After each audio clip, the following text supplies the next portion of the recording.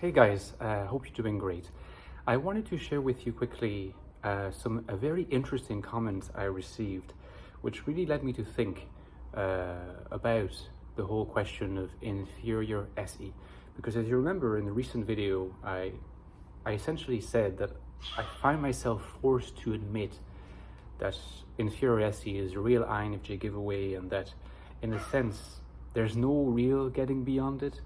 That yes, we can integrate further, we can go along our path of individuation as INFJ in the Jungian sense, but there will always remain a sense in which, there's this wall with inferior SE that is there. The sensory overload, the sense of being overwhelmed by external reality is always going to be a cardinal aspect of being an INFJ. In a sense, it would almost threaten my notion of the INFJ family as something that is a fluid category which evolves over time. It seems that as if inferior SE is just this rigid thing. In any case, Aubrey Schaffer, and I might be butchering his name, even though I did ask him how to pronounce his name, so I apologize if I did, made a suggestion that really got me thinking, and I think it's worth sharing with you. He's suggesting that we think, first of all, something that we often do, in any case, informally in our thought, is to think about our functions in pairs. So sometimes we think of NIFE, sometimes we think of NITI. He's suggesting we think in terms of pairs here of the introverted functions and the extroverted functions. So thinking of NITI functioning together and FE and SE functioning together, which makes a certain amount of sense, right? Extrovert functions projected into external reality, working together at some level. Internalized introverted functions withdrawing from external reality, functioning together. I think there's many among you also who would find that meaningful and perhaps are already doing it. What Aubrey is suggesting is that it's not just inferior SE that is the culprit, so to speak, here, and that we should be careful to, in some sense, figuratively speaking, lay all the blame on SE, pardon me. It's the fact that since functions work in pairs from this particular perspective, the fact that it is FE that works with our inferior SE means that, it's FE that has to do the work of knowing what to do with the information that is presented to us via the perception of SE. And that and this is me adding my own lens here of interpretation, since FE is essentially connected to the social world, it's not necessarily the most adept function at knowing how to mechanistically integrate new systems of implementing new rules and putting them into practice, the proper process of implementation. And in some sense, I think there's something true here. The reason why I really thought about Aubrey's comment is that I had to compare a couple experiences. I compared my experience in a theme park, or in theme parks in general, with my experience in shops, particularly this shops which is called Le Roi Merlin in France, which is full of like appliances, has paint, has tools, these kinds of shops, and that was totally overwhelming to me. But I like theme parks. I do enjoy theme parks. And yes, there is some sense of overload and I can be a little bit overwhelmed if there's a huge crowd and long queues, and I tend to avoid them. But it's nowhere near the nearly catatonic state in which being in the kind of shop I described puts me.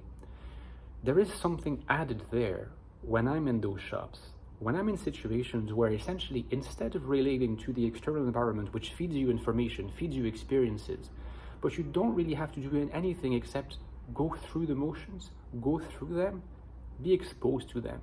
Like in a theme park, there's like a huge amount of stimulation, but you don't really have to do anything with the stimulation. You're there and you're enjoying yourself, hopefully. But there's no pressure on you to know what to do, to implement things on the basis of what's fed to your SE. Whereas in the case of a shop like this tool and paint and whatever shop, the idea that's particularly stressful, it's not just that I'm constantly presented with new information, but those tools, those instruments, those pieces of furniture, those lamps, whatever, that are laying claim to my attention, that are asking for my attention, they're not just asking for my attention in terms of paying attention to them. They're also telling me, you're going to have to do things with us. you're going to have to know how to use us. You're going to have to plan how, you're going to organize your room so that you can put me there. You can put this other thing there. You're going to have to make things together. You're going to have to do measurements. You're going to have to get in contact with people so that they can help you. You're going to have to do deliveries. You're going to have to do all of this thing, which is a process of executive functions. It's a process that has to do with executive functions. It's a JE function we're talking about here.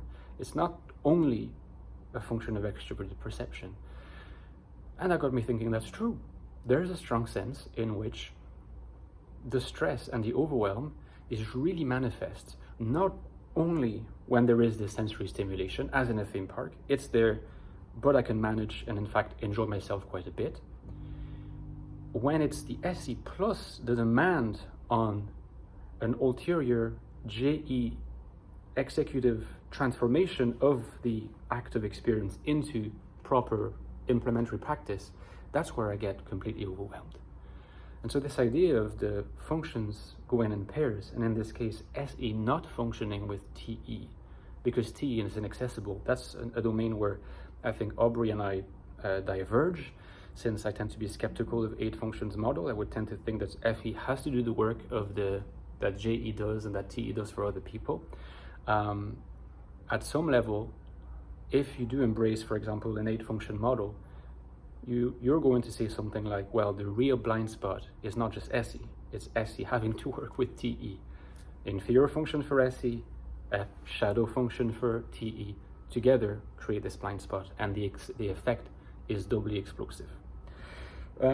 Aubrey might bring corrections to what I've said, because I read his comments and I'm interpreting it here, but I thought that was worth submitting to you as a hypothesis.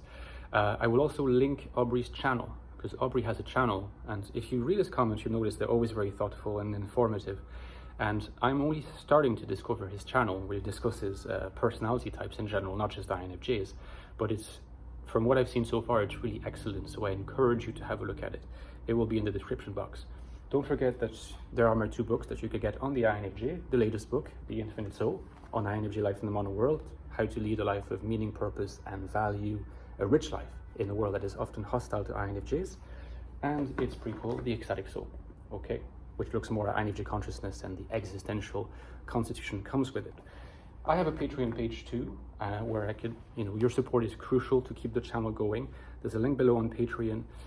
Anywhere from $3 a month, $3.50 a month, you can really support my work and also interact with me. So please consider it if you are so disposed. And also give me a like. And by the way, this book needs reviews. Please leave a review if you enjoyed it, okay? Because it really, really helps with the referencing. Okay, see you guys. See you soon. Bye-bye.